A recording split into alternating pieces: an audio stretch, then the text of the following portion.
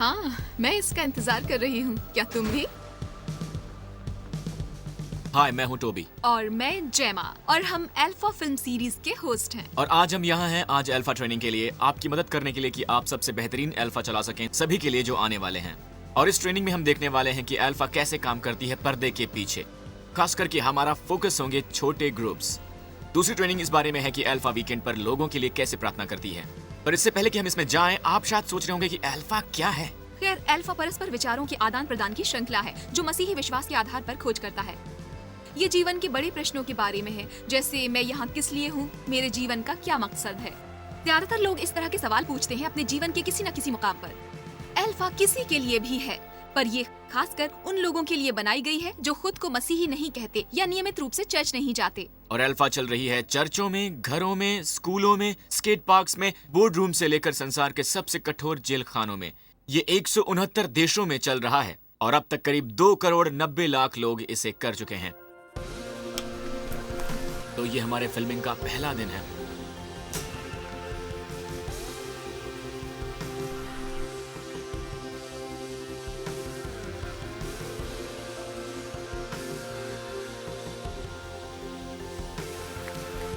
Action.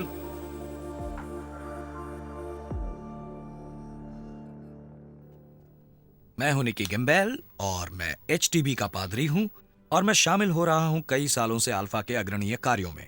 और मैं हूँ पीपा गम्बल, निकी के साथ कई सालों से विवाहित हूँ और अल्फा से जुड़ी हुई हूँ। अल्फा की शुरुआत हुई 1977 में, अतीत में यहीं कहीं किसी एक फ्लैट में। और उस समय ये नए विश्वासियों के लिए ज्यादा था और तुम्हें उसमें कुछ खास दिलचस्पी नहीं थी। तुम चर्च के बाहर लोगों के लिए कुछ करना चाहते थे।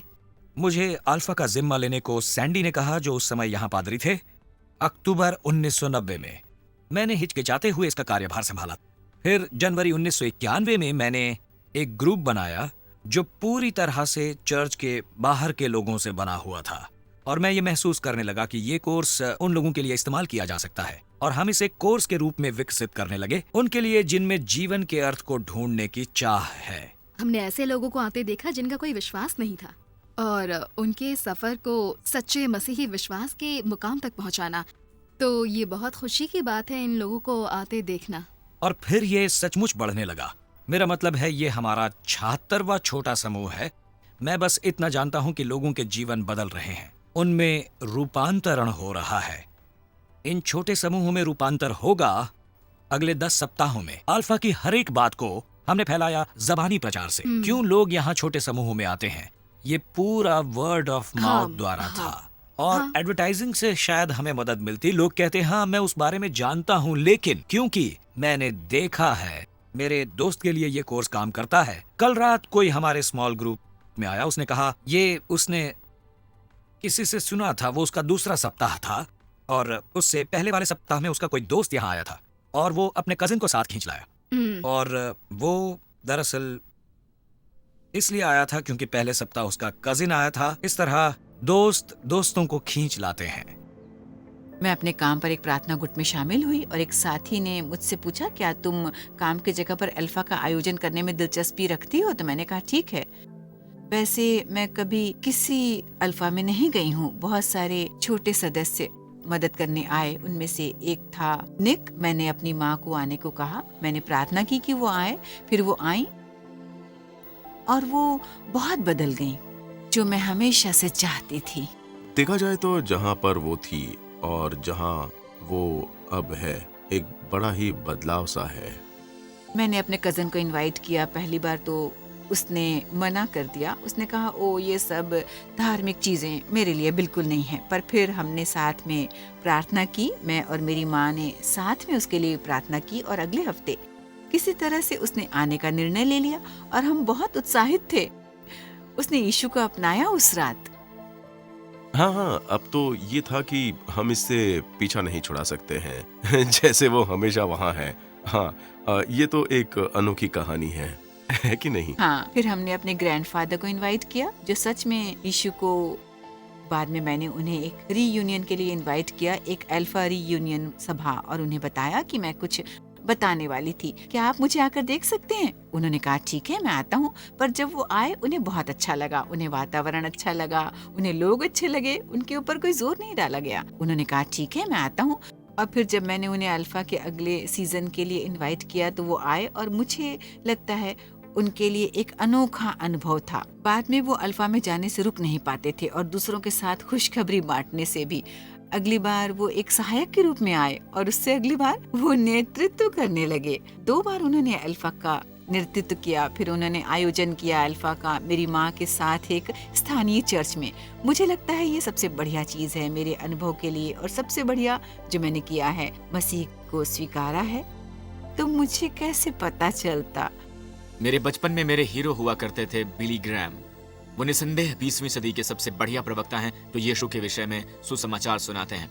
एक कमाल के वक्ता हैं। उनकी बहुत बढ़िया गवाही थी कि वो स्वयं कैसे मसीही विश्वास में आए और बहुत बढ़िया बोले। और मैं उनकी तरह बनना चाहता था। मैं सपना देखता था कि हजारों को यीशु के बारे में बताऊं। केवल एक ही समस्या थी कि मैं बहुत ही शर्मीला अंतर्मुखी किशोर था। जैसा कि मैं देख पा रहा था, मैं एक आम सी शक्ल वाला और कम बालों वाला था। मैंने कई बार कोशिश की अपने स्कूल और यूनिवर्सिटी में अपने दोस्तों को यीशु के बारे में बताने की।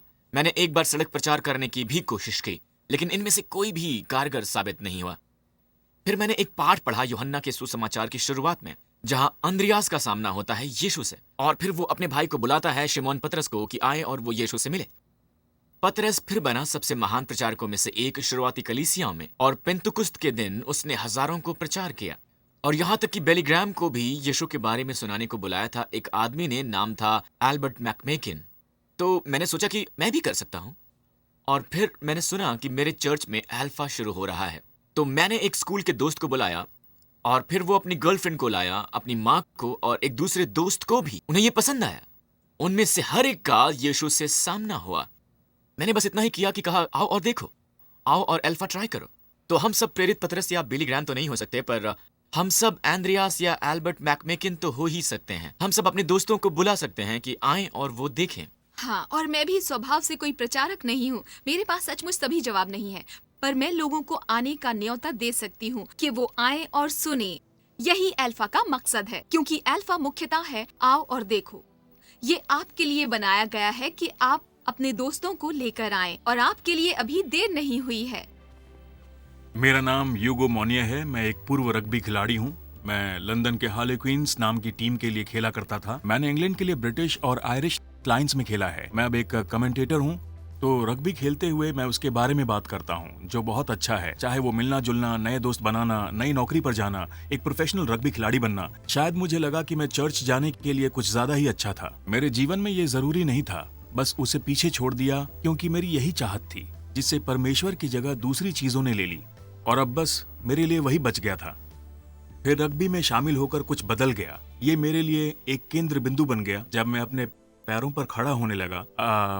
अजीब बात है, हर गेम से पहले कुछ लोग तौर तरीकों के बारे में बोलते हैं। कुछ लड़के बायां सॉक पहले पहनते हैं, कुछ चेंजिंग रूम से सबसे आखिर में निकलते हैं। पर मेरे लिए रग्बी खेलने से पहले एक चीज जरूरी थी, वो था फोन पर प्रार्थना करना। मेरे लिए वो पल किसी भी तरह की ट्रेनिंग से बहुत ज्यादा जरूरी था। फिर हमारा एक बहुत बड़ा गेम था लंदन वॉस्प्स के खिलाफ। वो बहुत बड़े प्रतिद्वंदी हैं। हमारे लिए एक बड़ा मैच था और मैंने शर्ट के नीचे एक संदेश लिखा था। तब मैंने अपना सबसे बेहतरीन स्कोर किया था अपनी टीम हार्लेक्विंस के लिए। मैंने ऐसा पहले कभी नहीं खेला। मैंने अपनी शर्ट को ऊपर उठाया और संदेश दिखाया, धन्यवाद यीशु। किसी ने भी संदेश नहीं देखा, जो लोग मेरे सामने थे, जो भीड़ में थे, उनके अलावा मेरी टीम ने भी नहीं। शायद मंगलवार बुधवार तक नहीं, जब तक प्रेस में कुछ तस्वीरें आई और इंटरनेट पर भी। लोग कहने लगे, यूगो ये तुम्हें क्या हो गया? उन्हें कुछ समझ में नहीं आया। कुछ लोगों को चिंता थी। उन्होंने कहा, सब ठीक है ना? मेरा मतलब, तुम्हें यीशु की जरूरत क्यों है? मेरा मतलब, इसका क्या मतलब है? तुम लोग किसी गुट का हिस्सा बन गए हो क्या? और वो सब कुछ अजीब से सवाल करने लगे। पर मुझे खुशी है कि ये एक मुद्दा बन गया और ये एक अच्छी बात थी। और फिर मैं उनसे बात करना शुरू कर सकता था, जैसे कि मैंने ये क्यों किया और मुझे क्या महसूस होता है। और मेरे लिए ये सबसे बढ़िया खबर है। मैं चाहता था पूरी दुनिया इसके बारे में जाने। मैं इसके बारे में लोगों से बांटना चाहता था, थोपना नहीं चाहता था, बस लोगों को खुशखबरी बांटना था। मुझे चर्च जाना पसंद है। मैं अपने परमेश्वर से प्रेम करता हूँ। उन्होंने मेरे लिए ये किया है। अगर आप इसका हिस्सा बनना चाहते हैं, जो भी हो, पर एक सीधी बातचीत करनी है। अगर लोग आप पर भरोसा ना कर सकें और आपके अंदर सच्चाई को ना दिख सकें, तो शायद उन्हें भी एक इसका टुकड़ा चाहिए। मैं कमेंट्री करता हूँ तो रग्बी के बारे में बात करता हूँ। और जब कमेंट्री करता हूँ तो मुझे एक बात पता है कि मुझे इसके बारे में उत्साहित होना है, क्योंकि मैं घर के लोगों से बात कर रहा हूँ और मसीही के विश्वास के साथ भी ऐसा ही है। जब मैं अपने मसीही विश्वास के बारे में बात करता हूँ और अगर मैं कहूँ कि ये कैसा है, हाँ, बुरा तो नहीं है। हर अल्फा सेशन के 3 मुख्य तत्व हैं: खाना, बोलना और चर्चा। और हम सबको खाना बहुत पसंद है। कल्पना करें कि आप घर में एक पार्टी दे रहे हैं। आप क्या करेंगे? खैर, आप वहाँ मेहमानों से पहले पहुँचेंगे और सब कुछ तैयार करेंगे, और जब वो आएंगे आप उनका अभिवादन करेंगे। आप उन्हें कुछ खाने को देंगे और कुछ पीने को। ऐसा ही होता है अल्फा में। हर सेशन होता है छोटे समूहों में खाना पीना साझा करने से, जहाँ लोग बात कर सकें और एक दूसरे को जान सकें। छोटे समूह का परफेक्ट साइज होता है 12 लोग। तो आदर्श रहता है 2 मेजबान, 2 सहायक और 8 मेहमान।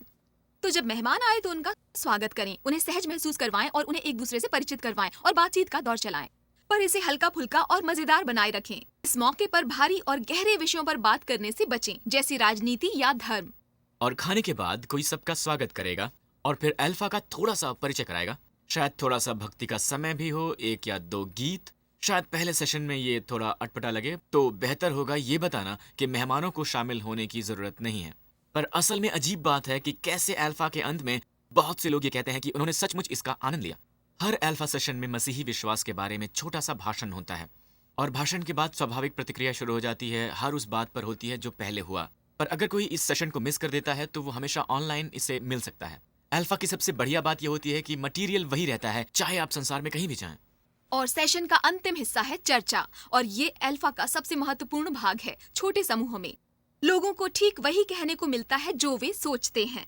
उसमें जाना, हर चीज पर सवाल उठाना, उस पर चर्चा करना और स्वयं उसका हल निकालना।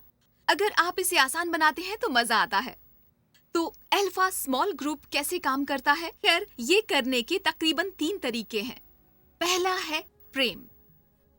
मेरे ख्याल से ये पूरा प्रेम, दोस्ती और मजे लेने के बारे में है। ये आप किस तरह से लोगों से मिलते जुलते हैं उस बारे में है, और आप चाहते हैं कि लोग आप पर यकीन करें, आप उनको पसंद करते हैं। और मेरे ख्याल से ये बहुत ही इम्पोर्टेंट बात है कि आप इन लोगों से सचमुच दोस्ती करना चाहते हैं, आप उन्हें पसंद करते हैं। हाँ, मेरे ख्याल से मुख्य बात मेजबान और सहायकों के लिए ये है कि वो लोगों को पसंद करें और वो सचमुच उन लोगों में रुचि लें, उन्हें पसंद करें, उनसे प्रेम करें, क्योंकि अंत में ये पूरा आदर के बारे में है। यदि आप उनका आदर करते हैं, फिर चाहे उनसे असहमत हों, यदि कोई नास्तिक निकलता है, पर आप उनके हक का सम्मान करेंगे, आप अपने विचार उनके सामने रखेंगे, तो वो आपसे बात करना चाहेंगे, और जितना वो आपसे बात करेंगे उतनी ही ज्यादा आपकी सुनेंगे। इस तरह पूरा आदर का एक वातावरण होगा। अल्फा है 15 सेशन, साथ एक अल्फा वीकेंड पर परिचय का सेशन, और ये अक्सर 10 सप्ताह तक चलता है।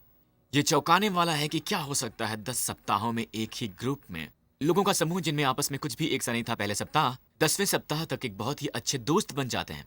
मैंने अभी भी अल्फा खत्म किया है और हमारा छोटा समूह मिलना जुलना बंद नहीं करना चाहता था। वो ये कहते हैं कि अल्फा लंबा क्यों नहीं है, इसे और लंबा होना चाहिए। कई बार यदि आपकी एक यूनिवर्सिटी टर्म है, एक सेमेस्टर है, तो शायद आपको इसे सिकोड़ना पड़े, पर मैं चाहूंगी कि ये विस्तार से हो, बातचीत लंबी हो सके। जितना समय आप देंगे उतने ही आपके रिश्ते मजबूत होंगे, चाहे वो दोस्त हो या परिवार। तो पहली कुंजी बढ़िया अल्फा छोटे समूह के लिए है प्रेम, और दूसरी है सुनना। ये थोड़ा सा परस्पर विरोधी है मेरे ख्याल से। जब आप मेजबानी कर रहे हैं सहायता ग्रुप की, तो आप कई बार सोचते हैं कि खैर लोग अपने सवालों के साथ आ रहे हैं, और एक लीडर होने के नाते मेरी भूमिका है कि लोगों को जवाब दूं। खैर, ये शायद हो सकता है दूसरे मामलों में, जैसे आप बाइबल का अध्ययन करें या अपनी चर्च में रखें, पर अल्फा के मामले में ऐसा नहीं है। अल्फा पर बात होती है उस पर जो हम मानते हैं, हम उसे कहते हैं, पर छोटा समूह वो है जहां मेहमान वो कहते हैं जो वो मानते हैं। तो मेजबानी है उस चर्चा को चलाना उन मेहमानों के बीच और फिर उनके नजरिए को सुनना।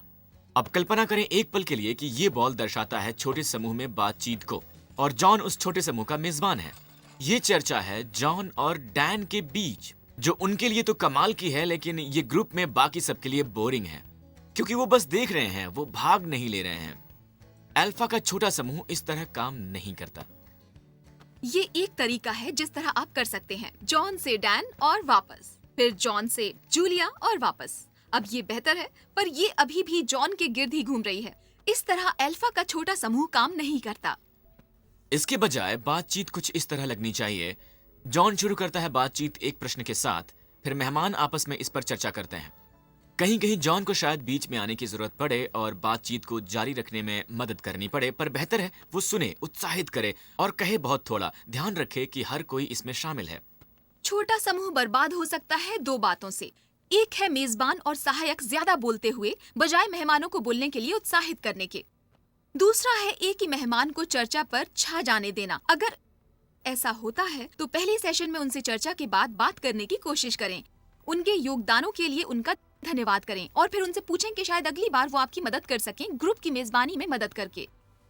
ये उसके एक तरह से विपरीत है। लोगों को प्रचार करना यही बर्बाद करता है। जब कोई प्रचार करना शुरू कर देता है और लोगों को मजबूर करने लगे अपने नजरिए पर, तब ये सचमुच किसी के लिए काम नहीं करता। उनसे प्रेम कीजिए, उनमें दिलचस्पी दिखाइए, उनके प्रति आदर रखिए, फिर वो वापस आएंगे और जितना ज्यादा वो आएंगे उतना ज्यादा वो सुनेंगे, वो रिलैक्स करेंगे और फिर वो खुलने लगेंगे, उनके जीवन बदल जाएंगे। बेशक आप कभी भी पूरी तरह से सही नहीं हो पाओगे, आप किसी चीज को सही नहीं कर पाओगे। मतलब हम पूरे समय गलतियां ही करते हैं और आप जानते हैं कि हम किसी को टोकना पसंद नहीं करते, पर आपको किसी और को भी हौसला देना चाहिए जो बोलना चाहते हैं, अपनी मर्जी से कुछ करना चाहते हैं। मैं अभी भी गलतियां करता हूँ। मैंने कल रात लोगों को कहा, जब हम छोटे समूह से पहले लोगों को ट्रेन कर रहे थे, बहस जीतने की कोशिश मत करो। आप एक व्यक्ति को जीतना चाहते हो, उस बहस को नहीं। और यदि वो व्यक्ति को आप जीत पाओगे तो वो वापस आएगा और यीशु के बारे में सुनेगा, और अगर वो वापस आते हैं तो वो शुभ समाचार को और भी सुन पाएंगे। लेकिन यदि आप उनके साथ उलझ गए तो उस बहस में जीतने के बाद भी आप उन्हें दोबारा कभी नहीं पाएंगे। इसलिए एक व्यक्ति को जीतने की कोशिश कीजिए, उसके साथ बहस को जीतने की नहीं। अगर आप ग्रुप के मेजबान हैं, आपकी भूमिका है कि आप चर्चा को चलाएं। अगर आप एक सहायक हैं, आपकी भूमिका है कि आप मेहमानों की देखभाल करें। इस बात का ख्याल रखें कि उन्हें जरूरत की सारी चीज मिले, पर चर्चा में खामोश रहें। ये एक महत्वपूर्ण भूमिका अदा कर सकते हैं मेहमानों का उत्साह बढ़ाते हुए कि वो बोलें, खासकर जब आप देखें कि एक मेहमान बोलने की कोशिश कर रहा है पर वो कुछ कह नहीं पा रहा है। हमने 6 सर्वोत्तम सुझाव इकट्ठे किए हैं अल्फा पर बढ़िया चर्चा को बढ़ावा देने के लिए। नंबर 1, आप खुले प्रश्न पूछें। उदाहरण के लिए दूसरे सेशन पर यीशु कौन है, बजाय ऐसे प्रश्न पूछने से जिसमें हाँ या ना हो। क्या आप सोचते हैं यीशु परमेश्वर है? आप पूछ सकते हैं, आपके ख्याल से यीशु क्या है, या कैसा होता यीशु के आसपास होना। अल्फा टीम गाइड एक बहुत उपयोगी साधन है छोटे समूह की मेजबानी के लिए, और इसमें बहुत ही बढ़िया सुझाए गए प्रश्न हैं हर सेशन में चर्चा करने के लिए। नंबर 2, हौसला बढ़ाएं। ज्यादातर मेहमान चिंतित होंगे कि कहीं वो मूर्ख ना लगें और चुप्पी साध लेते हैं। तो अगर वो बोलने के लिए साहस करें तो उनका हौसला बढ़ाएं। वो जो कुछ भी कहें, चाहे आप उनसे असहमत हों, खासकर अगर आप असहमत हों। लोगों का वापस आना कहीं ज्यादा संभव है अगर वो महसूस करें कि वो सहज हैं भाग लेते हुए। नंबर 3, आप जैसे हैं वैसे रहें। अब आप शायद सोच रहे हैं कि क्या होगा अगर मुझे लोगों के सवालों का जवाब ना मालूम हो। खैर, आप जो हैं वही बने रहें, यही ग्रुप के लिए सबसे बढ़िया होगा। अगर आपको जवाब मालूम नहीं है तो दिखावा ना करें, बस कहें मुझे पता नहीं, और शायद ये जोड़ें कि मैं तुम्हारे लिए ये पता करूंगा, बढ़िया होगा। नंबर 4, सभी प्रश्नों का जवाब ना दें। अगर कोई एक प्रश्न पूछता है तो इसे पूरे ग्रुप के लिए खोल दें, कुछ ऐसा कहते हुए कि बाकी सब लोग क्या सोचते हैं इसके बारे में। कुछ अपवाद हैं, तो अगर कोई आपसे खास प्रश्न पूछता है जैसे कितने सुसमाचार हैं, आपको ये कहने की जरूरत नहीं है कि बाकी लोग क्या सोचते हैं इसके बारे में। 4 सुसमाचार हैं, अगर आप जानते हैं तो आप उन्हें बता सकते हैं। इसी तरह अगर कोई पूछता है टॉयलेट्स कहाँ हैं, तो ये कहने की जरूरत नहीं कि बहुत बढ़िया सवाल है और लोग क्या सोचते हैं इसके बारे में, बस उन्हें बता दें। और जब ग्रुप को एक दूसरे के बारे में और ज्यादा जानने की जरूरत हो, खासकर अल्फा वीकेंड के बाद, शायद आपको अपनी राय ग्रुप के साथ साझा करने की और ज्यादा जरूरत हो, पर यह महत्वपूर्ण है कि शुरुआत में वो टोन बनाए रखें। नंबर 5, खामोशी से ना डरें। रिसर्च ये बताता है कि लोगों को 6 सेकंड सोचने का समय चाहिए होता है प्रश्न का जवाब देने से पहले, खासकर जब गंभीर विषयों के बारे में सोचना हो। कई बार लोगों को समय चाहिए होता है उस बात को पचाने के लिए और किसी आइडिया के बारे में सोचने के लिए, और आप उसे काट देते हैं अगर आप जल्दी ही उस पर कूद जाएं।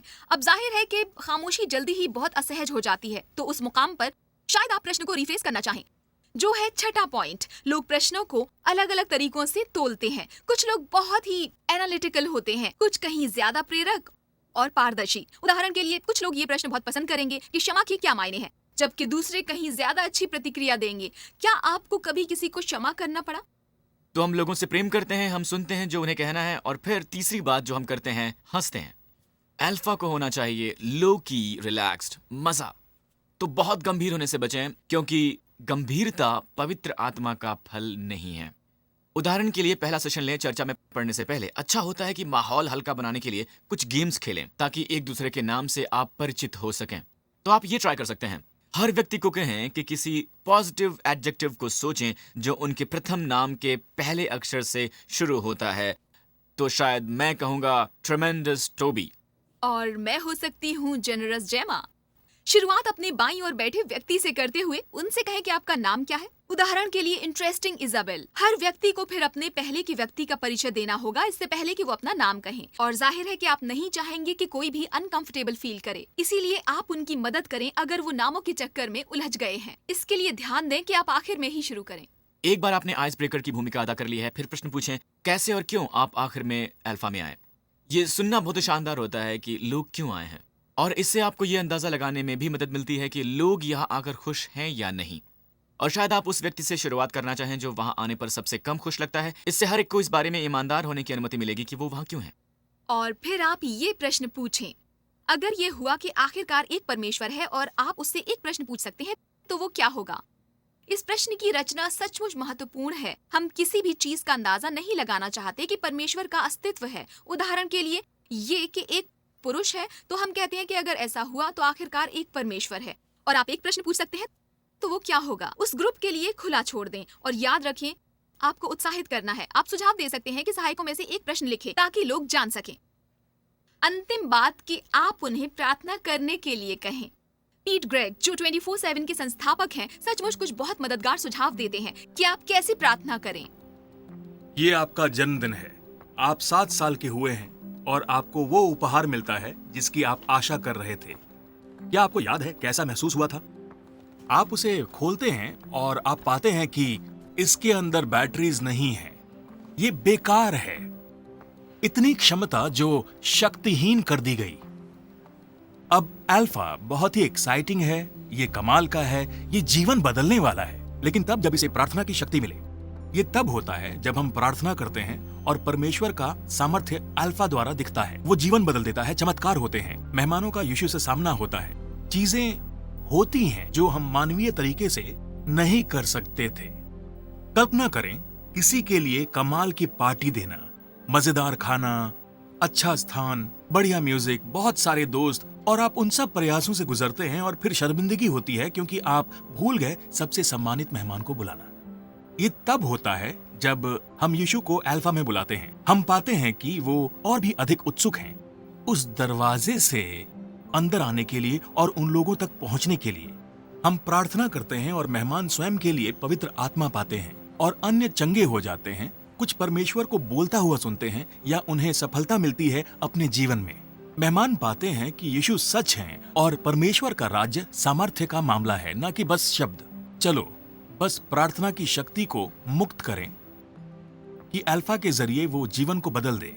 सबको शामिल कीजिए, क्योंकि शायद मैं पक्षपाती हूं, लेकिन अल्फा का सबसे महत्वपूर्ण हिस्सा है प्रार्थना। इस बात का ध्यान रखें कि आपका अल्फा बैटरी सहित आए। मुझे उम्मीद है कि आपको मेरी बात ठीक लगी होगी। तो जब प्रार्थना की बात आती है, फिर से हम किसी भी ऐसी चीज से बचें जो मेहमानों को असहज महसूस कराती है। तो चर्च की तरह हम कोई भी काम शुरू करने से पहले प्रार्थना नहीं करते, हम खाने से पहले प्रार्थना नहीं करते, और प्रार्थना से सेशन बंद नहीं करते। और सेशन के अंत में मैं कैसे विश्वास करूं, वही एक अवसर है हर एक के लिए जो एक साधारण सी प्रार्थना करनी चाहे। खामोश प्रार्थना यीशु को बुलाने की। कुछ लोगों के लिए शायद ये एक महत्वपूर्ण क्षण हो उनके सफर का, पर दूसरों के लिए शायद जल्दी हो। फिर उस सेशन में कैसे और क्यों मैं प्रार्थना करूं विषय पर गहराई से अध्ययन करते हैं, मददगार तरीकों पर रोशनी डालते हुए यदि लोग प्रार्थना करना शुरू करना चाहें।